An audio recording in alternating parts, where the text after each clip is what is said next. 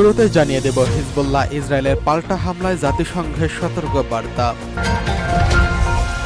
জানিয়ে দেব ইসরায়েলের গভীরের অভ্যন্তরে আকস্মিকভাবে হামলা চালানোর হুমকি দিল ইয়েমেন, অবৈধ বসতি স্থাপনকারীদের গুহা ধ্বংস করা হবে। এছাড়া রয়েছে ইসরায়েলের সামরিক অবস্থান লক্ষ্য করে ইরাক ও লেবাননের প্রতিরোধ বাহিনীর হামলা।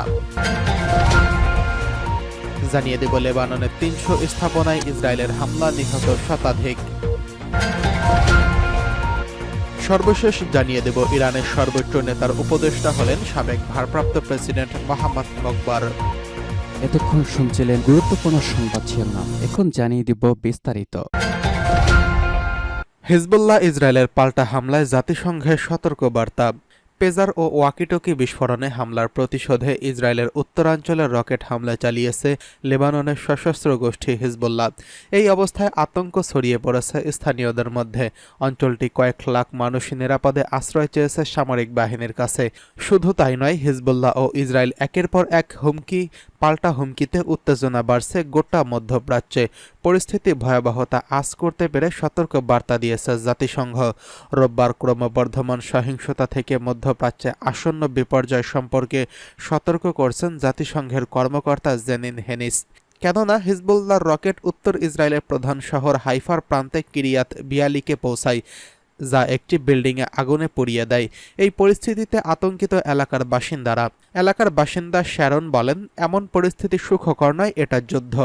হিজবুল্লাহর রকেট হামলার জবাবে শনিবার গভীর রাতে কয়েক ডজন ইসরায়েলি যুদ্ধবিমান দক্ষিণ লেবাননে হিজবুল্লাহর লক্ষ্যবস্তুতে আঘাত হেনেছে, যার জবাব দেওয়ার হুমকি দিয়েছে হিজবুল্লাহ। তাতে এই অঞ্চলে বাড়তে শুরু করেছে উত্তেজনা। পরিস্থিতি অনুধাবন করতে পেরে সামাজিক যোগাযোগ মাধ্যম এক্সে সতর্ক বার্তা দিয়েছে লেবাননের জন্য জাতিসংঘের বিশেষ সমন্বয়কারী জেনিন হেনিস। তিনি বলেন, এই অঞ্চলে একটি আসন্ন বিপর্যয়ের দ্বারপ্রান্তে রয়েছে, এটিকে যথেষ্ট বাড়াবাড়ি করতে দেওয়া যায় না, কেননা এমন কোনো সামরিক সমাধান নেই যা উভয় পক্ষকে নিরাপদ করে তুলবে। এদিকে ইসরায়েলের গভীরের অভ্যন্তরে আকস্মিক হামলা চালানোর হুমকি দিল ইয়েমেন। ইয়েমেনের প্রতিরক্ষা মন্ত্রী মোহাম্মদ নাসের আল আতাফি বলেছেন, তার দেশের সামরিক বাহিনী শত্রুদেরকে বিস্মিত করে দিয়েছে এবং ইহুদিবাদী ইসরায়েলের গভীরের অভ্যন্তরে সব ধরনের অস্ত্র ব্যবহার করে হামলা অব্যাহত রাখবে। গতকাল ইয়েমেনের সামরিক বাহিনীর অফিসার্স কলেজের গ্রাজুয়েশন অনুষ্ঠানে বক্তৃতা দেওয়ার সময় তিনি এই কথা বলেন। সম্প্রতি ইসরায়েলের গভীরে ইয়েমেনের সেনারা যে হাইপারসনিক ব্যালিস্টিক ক্ষেপণাস্ত্র দিয়ে হামলা চালিয়েছে, মন্ত্রী তার প্রতি ইঙ্গিত করে এই কথা বলেছেন। আল আতাফি বলেন, সামরিক প্রতিষ্ঠানগুলোর প্রস্তুতি প্রশিক্ষণ নতুন নতুন আবিষ্কারের জন্য দায়িত্বপ্রাপ্ত, যাতে করে পরিবর্তনশীল পরিস্থিতিতে নিজেদেরকে নতুন করে প্রস্তুত করা যায়। তিনি আরও বলেন, আমরা এমন একটি সামরিক বাহিনীকে প্রশিক্ষণ দেওয়ার পরিকল্পনা নিয়েছি যারা মধ্যপ্রাচ্যের রাজনৈতিক এবং সামরিক সমীকরণ বদলে দেবে এবং ইয়েমেনের সর্বাত্মক সার্বভৌমত্ব রক্ষা করবে। একই সঙ্গে আমরা ইহুদিবাদী ইসরায়েলের সামরিক কাঠামো এবং অবৈধ বসতি স্থাপনকারীদের গুহা ভেঙে দেওয়ার জন্য গভীর চক্রান্ত এবং গভীর অভ্যন্তরে হামলা অব্যাহত রাখব। এতে শত্রুরা আরও হামলা চালানোর আগে তাদের মূর্খতার সম্ভাব্য প্রতিক্রিয়া সম্পর্কে চিন্তা করতে বাধ্য হবে। এদিকে ইসরায়েলের সামরিক অবস্থান লক্ষ্য করে ইরাক ও লেবাননের প্রতিরোধ গোষ্ঠীর হামলা। লেবানন ও ইরাকের প্রতিরোধকামী বাহিনী ইহুদিবাদী ইসরায়েলের রাডার সদর দপ্তর এবং এই দখলদার সরকারের গোলানি ব্রিগেডের ঘাঁটি লক্ষ্য করে হামলা চালিয়েছে।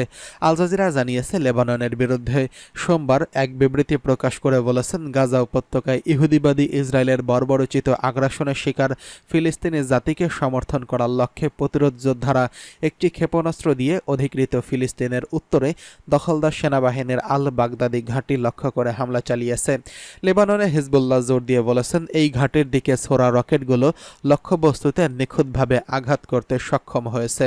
হিজবুল্লাহর বিবৃতিতে বলা হয়েছে, লেবাননের অধিকৃত সেবা মাঠে রাডার সদর দফতর মাইয়ান বারুস ঘাঁটিতে ক্ষেপণাস্ত্র হামলা, জাল আল আলম ঘাঁটিতে ইহুদিবাদী শাসক গোষ্ঠীর সৈন্যদের পর্যবেক্ষণ এবং তাদেরকে লক্ষ্যবস্তু করে হামলা করা এবং আল মারাজ ঘাঁটিতে মার্কাবা ট্যাঙ্ক ধ্বংস করা হিজবুল্লাহর এসব অভিযান ছিল অন্যতম।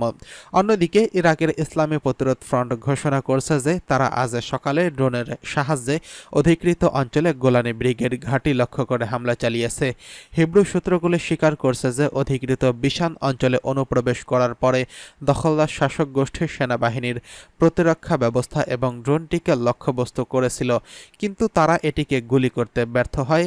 এখন পর্যন্ত ইহুদি কর্তৃপক্ষ এই হামলার সম্ভাব্য হতাহত ও ক্ষয়ক্ষতি সম্পর্কে তেমন কোনো খবর প্রকাশ করেনি।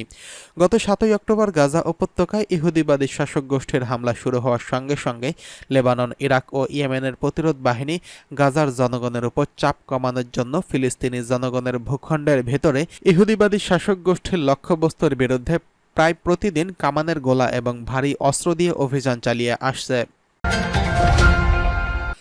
এদিকে লেবাননের 300 স্থাপনায় ইসরায়েলের হামলা, নিহত শতাধিক।